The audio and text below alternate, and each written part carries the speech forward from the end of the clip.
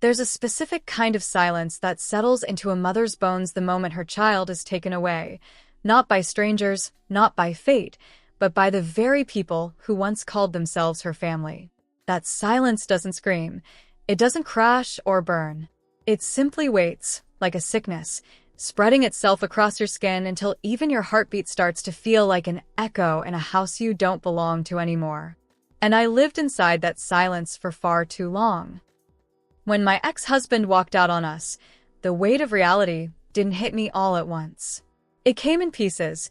First the unpaid bills stacking on the kitchen counter, then the eviction notice taped to the apartment door, and finally, the tightening grip in my chest every time I looked at my daughter and wondered if I could still give her a life that felt safe, stable, and whole.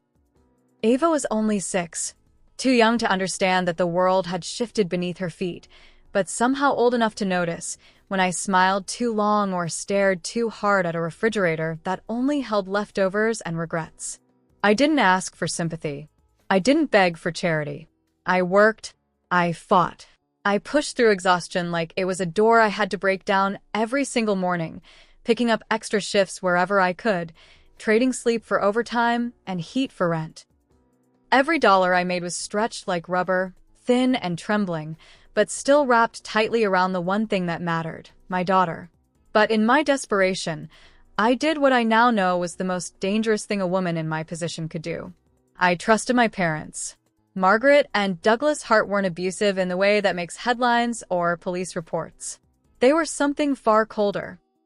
Experts at emotional control, masters of subtle domination, the kind of people who smiled at neighbors with the same lips they used to shame their own daughter behind closed doors.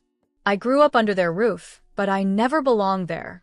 I was a performance to them, a project, a reflection of how perfectly they could raise someone who never questioned, never rebelled, never failed. And the day I told them I was pregnant with Ava, still married but already drowning, their disappointment was the only thing louder than the silence that followed. Still, when I had no one else to lean on, I brought Ava to their house. It started as a practical arrangement. On days when my shifts ran late, they agreed to watch her after school. At first, they were surprisingly accommodating, even warm. Margaret baked cookies with Ava. Douglas helped her with homework. They played the role of loving grandparents so convincingly that even I started to believe they had changed. I thought maybe Ava's laughter could melt the frost that had always clung to that house like ivy. But what I didn't realize then, what I see so clearly now, is that every kind gesture came with a price. And slowly, almost imperceptibly, they started collecting interest. Ava would come home saying things that sounded innocent but cut deep. Grandma says you shouldn't work so much or your hair will fall out.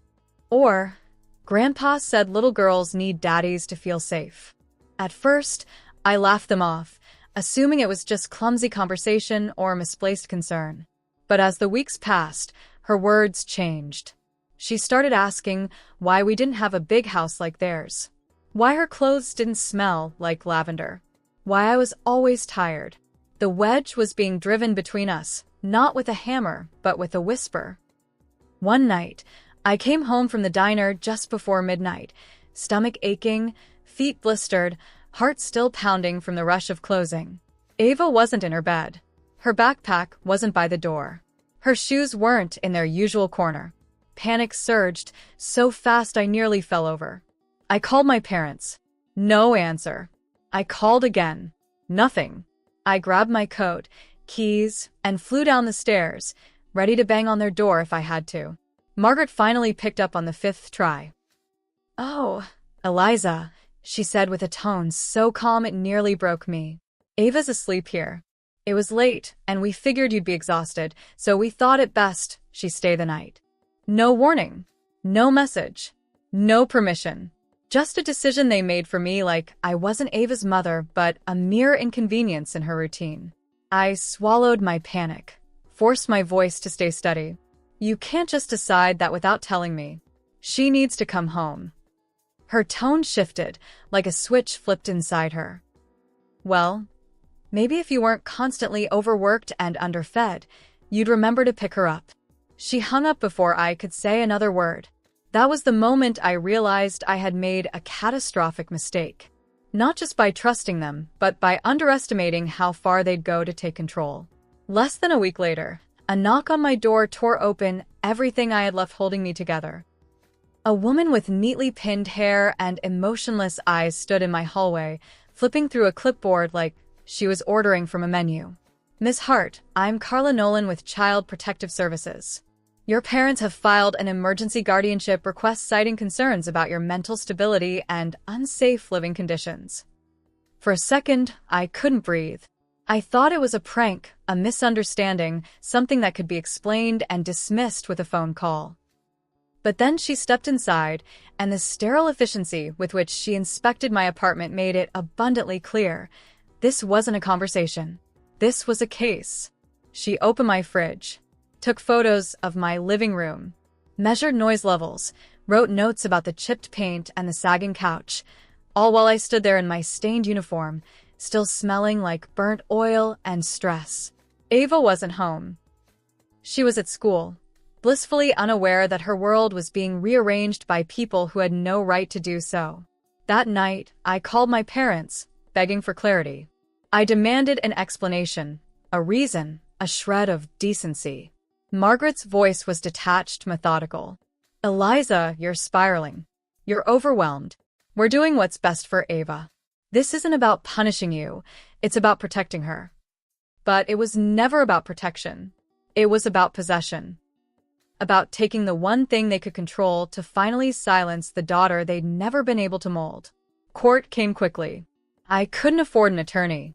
I walked into that sterile room, wearing the only blazer I had left, clutching a folder of pay stubs and character references. My parents walked in like royalty, designer coats, gleaming smiles, flanked by a polished lawyer named James Worth who read off a list of supposed infractions so dramatic it sounded like a script. They accused me of instability, of creating an unsafe environment, of emotional volatility. They showed edited photos of my apartment taken with dim lighting to make it look like a hovel. They waved forged documents alleging that I'd been prescribed medications I'd never even heard of.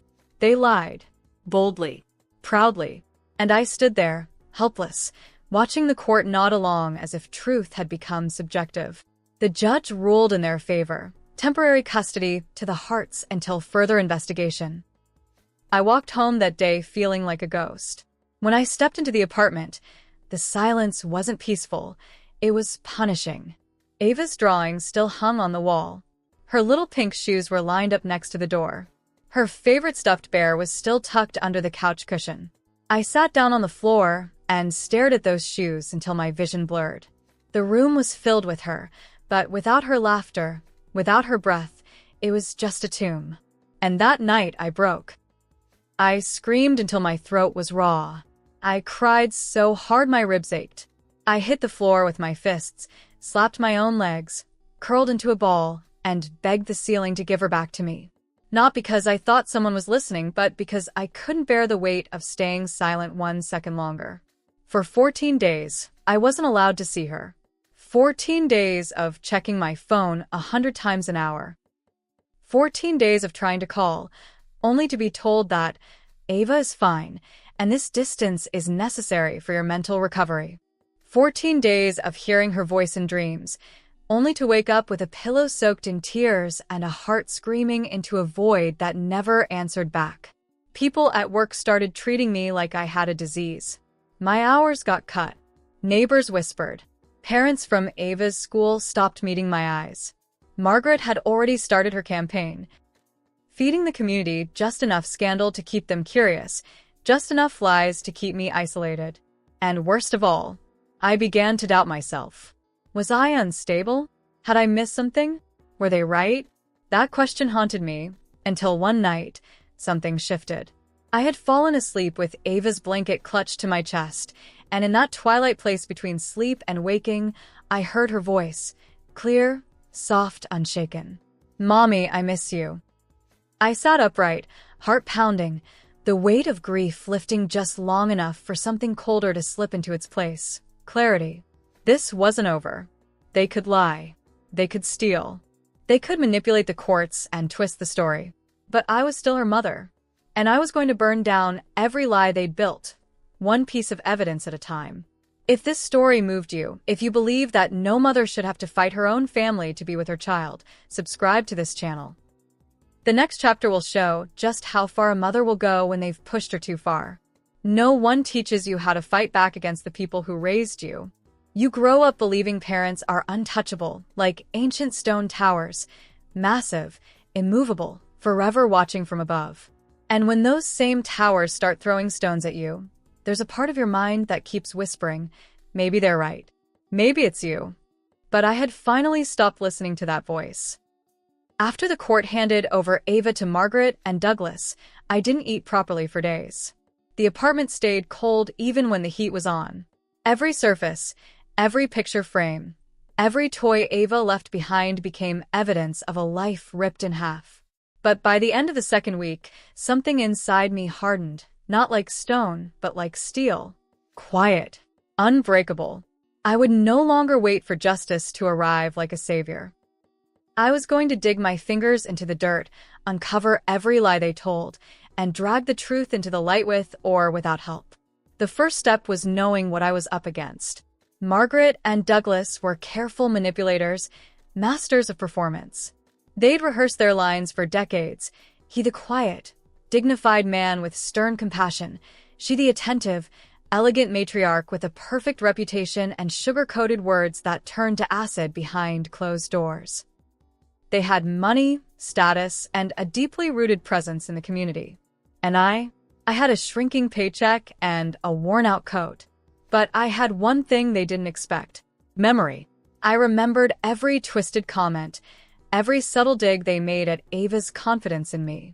I remembered when Margaret accidentally told the school that Ava needed to be picked up by someone more reliable. I remembered the doctor visits they insisted on attending, claiming I was too emotional to understand the results. And I remembered every moment that I had brushed off as strange, inconvenient, or even helpful.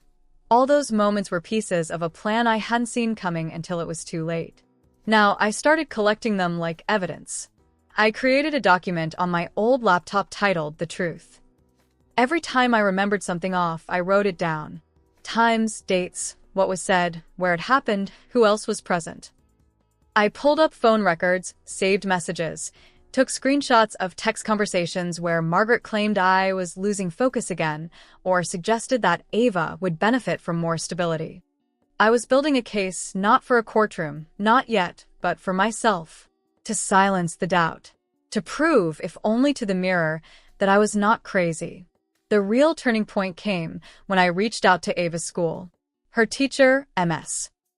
Lacey, had always been kind, the type of woman who decorated the classroom with handmade banners and knew every child's favorite snack. I sent her a message asking if she'd noticed anything strange recently, changes in Ava's behavior, comments about home life, anything that might help me understand how deep the manipulation had gone.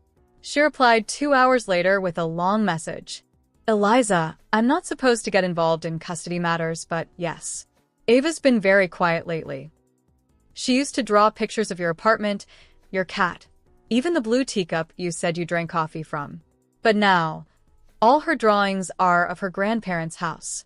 And a few weeks ago, she told me she couldn't call you anymore because Mommy has too many problems. I asked where she heard that. She said, Grandma told me. That was the moment I knew it wasn't just emotional sabotage. It was psychological warfare. They weren't just keeping Ava away. They were systematically rewiring her understanding of who I was. So, I escalated. I started recording phone calls with Margaret and Douglas, not out of spite, but out of necessity. Every time they called to deliver smug updates about Ava's wonderful improvement, or suggested I focus on healing instead of fighting, I listened carefully, said little, and let the silence on my end do the work. They talked too much. That was their weakness. They'd gotten comfortable, confident that I was broken, too weak to fight back. And that confidence made them sloppy. In one call, Douglas slipped.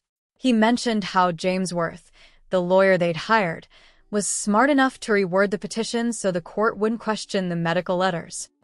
Medical letters. The same ones that claimed I had been under psychiatric evaluation, which I never was. After I ended the call, I sat back in my chair and replayed that sentence over and over again. He hadn't just lied to the court. He had admitted it. I uploaded the recording to a backup drive and wrote a transcript. Then I got to work researching custody law, petition reversal procedures, and how to challenge fraudulent guardianship claims. I spent nights poring through legal websites and forums until my eyes burned and my back ached. It was the most alone I had ever felt, and yet, for the first time, that loneliness felt like a weapon. And then, as if the universe wanted to test me one last time, Ms. Nolan returned. She came unannounced on a gray afternoon, knocking on my door while I was still wearing my apron from the morning shift. She looked around the apartment again with that same indifferent expression, asking generic questions, making vague statements like, "We're just checking on your emotional progress." But this time I was ready. I asked her directly if she'd reviewed the original medical letters submitted by the Harts. She paused, blinked, shifted her weight. "They're sealed in the file," she said. "Standard in these cases." "Why?" "Because I've never seen a psychiatrist in my life," I replied. "And I have proof that the documents submitted were fabricated, or at the very least, misrepresented by the Harts and their lawyer." She tried to brush me off with more protocol jargon, but I didn't back down. "I want a formal review. I'm filing a request. And if this department refuses to investigate, I'll take it to the county board and then the state oversight committee if I have to. You don't get to hand my child over based on lies." Her eyes narrowed just slightly. Something had shifted. The next few days passed in a fog of preparation. I printed every screenshot, labeled every call transcript, highlighted every timeline inconsistency. I pulled Ava's school records and compared attendance dates with the court submission dates. I even found an old prescription bottle from 2 years ago, an allergy med, and cross-referenced it with the forged letter claiming I was on stabilizers. Different doctor. different handwriting. It was small, but it was something. I saved everything twice. Printed it. Backed it up to USB. Sent a copy to a friend I trusted. I wasn't paranoid anymore. I was prepared. The last step was the most dangerous. I requested a meeting with James Worth, the family's lawyer.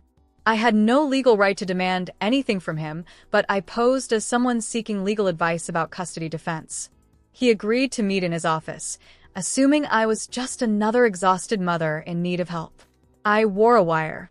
Not an actual law enforcement device. I didn't have that kind of access, but a voice recorder buried in my purse with the microphone exposed just enough to pick up the room.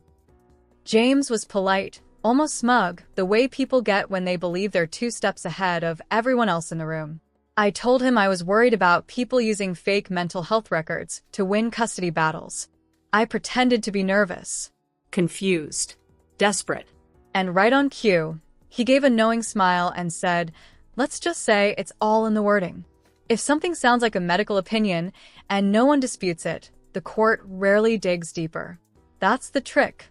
Plausible language." He didn't know. He'd just handed me the nail for his own coffin. I left his office shaking, not with fear, but with adrenaline. This wasn't a suspicion anymore. It was proof. They thought they had buried me. That I would disappear into quiet compliance. That they could raise Ava as their own, rewriting my name in her life until I was just a footnote in her baby book. But I had been digging, and I was about to drag their secrets into the light. If you're still here, if you believe truth doesn't need permission to be heard, subscribe to this channel. The final part is coming, and what's about to happen in court, they never saw it coming. The morning of the hearing, I sat at the edge of my bed for almost an hour, holding the folder that contained everything I had gathered. Every lie, every recording, every date, every name. The weight of it wasn't just in paper or plastic. It was the months of silence I had endured, the nights I had cried without a sound, the ache of every empty space Ava used to fill. And as I stared at that folder, I knew what it really was. It was a weapon. For the first time since Margaret and Douglas took my daughter from me, I wasn't walking into court as a woman begging for justice. I was walking in as a mother who had nothing left to lose, and that's the most dangerous kind of mother you'll ever face. My court-appointed advocate met me outside the building. Her name was Rachel Kim, a young legal intern working under a small law nonprofit. She had read everything I'd sent her over the past week, and when we shook hands, I could see the fury in her eyes. "Today," she said quietly, "they finally hear your side." The courtroom was colder than I remembered. Empty walls, wooden benches, a judge who didn't smile. James Worth was already seated at the table across the aisle, looking composed, arrogant, slightly bored. And behind him sat Margaret and Douglas, dressed as if they were attending a charity brunch, not a custody hearing. Margaret gave me a nod, like she was humoring a child who didn't understand the rules. Douglas didn't look at me at all. The judge began with procedural remarks. Then James stood and launched into the same script he had rehearsed months ago. Painting the Harts as protectors, upstanding members of the community who had selflessly stepped in to save Ava from an unstable environment. He brought up the same falsified claims, quoting medical letters and behavioral reports that painted me as reckless, erratic, incapable. And I said nothing. I let him speak. I let them all sit comfortably in their illusion, wrapped in their smug confidence that nothing had changed. Until the judge turned to Rachel. And then I gave them hell. Rachel stood and opened our file. She spoke with calm precision, not theatrics, just fact after fact, lie after lie, layered like bricks. She handed the judge side-by-side documents, the alleged psychiatric letters, and the actual appointment logs showing I had never seen those doctors. She explained how we traced the false medication names to an allergy prescription written 2 years prior, altered and repurposed. Then she played the first recording. Douglas's voice filled the courtroom speakers, low and slow, talking about how James had reworded the petition so the court wouldn't question the medical letters. The words echoed through the room, and for the first time since the hearing began, I saw something shift in Margaret's posture. She turned to Douglas, her expression suddenly sharp, no longer rehearsed. The judge raised an eyebrow but said nothing. Rachel continued. She pulled out transcripts of my conversations with Margaret. Lines where she told me I was too emotionally fragile to raise a child, where she bragged that Ava is happier now that she's not seeing your breakdowns. Then she played the second recording. This time it was James. Let's just say it's all in the wording. If something sounds like a medical opinion and no one disputes it, the court rarely digs deeper. That's the trick. Plausible language. He had no idea he'd been recorded. His voice had the oily confidence of a man too used to winning. I watched as he sat frozen. He didn't blink. He didn't interrupt. He knew, deep down, even before the judge said anything, he knew he had just torched his entire career in 6 careless sentences. Rachel closed the folder and looked at the judge. We're requesting immediate revocation of the Hart's guardianship and full reunification with the mother, Eliza Hart. Based on the evidence presented, this court has not only been misled, but manipulated through falsified documents and strategic abuse of power. There was silence. Thick. Crushing. The judge took a long pause. Then she leaned forward, hands clasped. "I'll be honest," she said, her voice dry. "This is one of the most egregious abusive process cases I've seen in a very long time." Margaret opened her mouth. "Your Honor, if I may—" "No, you may not." The judge cut her off. "You will not speak unless spoken to. You are not a victim here. You are, potentially, a perpetrator of legal fraud and psychological abuse. And if these documents are authenticated, I will be referring this case to the district attorney for further investigation." Douglas looked like he had aged 10 years in 1 minute. James Worth remained silent, lips pressed in a line so tight it could have cut steel. Then the judge turned to me. "Eliza Hart, based on the new evidence, I am restoring your full custodial rights. Effective immediately." I didn't move. I couldn't breathe. It wasn't until Rachel nudged me gently that I felt the weight of the decision crash through my chest like a tidal wave. I nodded, not trusting myself to speak. The judge continued, outlining procedural steps for transition, noting the possibility of criminal charges against the Harts and recommending Ava begin sessions with a child psychologist to undo the emotional manipulation she had been subjected to. I didn't even hear the rest, because all I could think about was Ava. That evening, I stood on the Harts' porch one last time. They didn't open the door. They didn't say a word. The court liaison handled the handover. I waited near the gate, heart pounding in my ears, staring at the front door like it might explode. And then it opened. Ava stepped out, holding a small backpack and her stuffed bear. She saw me. Blinked. Then she ran. No hesitación. No confusión. Just raw, childlike certainty. She threw herself into my arms, and the sob that escaped my throat was so deep, so primal, I didn't even recognize it as my own. "I missed you, Mommy," she whispered into my neck. I held her tighter than I'd ever held anything in my life. "I missed you too, baby. So much." We rode the bus home in silence. She kept her head on my shoulder the entire ride, clinging to me like she was afraid I might disappear again. And when we walked through the door of our tiny apartment, still cracked and imperfect and ours, she smiled. "This feels better," she said, looking around. "I know," I told her, voice barely steady. "It's not the biggest place, but it's honest. And no one's going to take you from me ever again." That night, as she slept curled beside me, I looked at the folder still sitting on the table. I could have thrown it out, burned it, forgotten it, but I didn't. I kept it, because some scars don't fade, and some fights, they deserve to be remembered. If you made it to the end of the story, if you believe in the power of truth, justice, and the resilience of mothers who refuse to stay silent, subscribe to this channel. We tell stories like Eliza's every week because the world needs to hear them. And if you're a mother fighting a battle no one else sees, don't stop. Your voice matters. Your story is not over.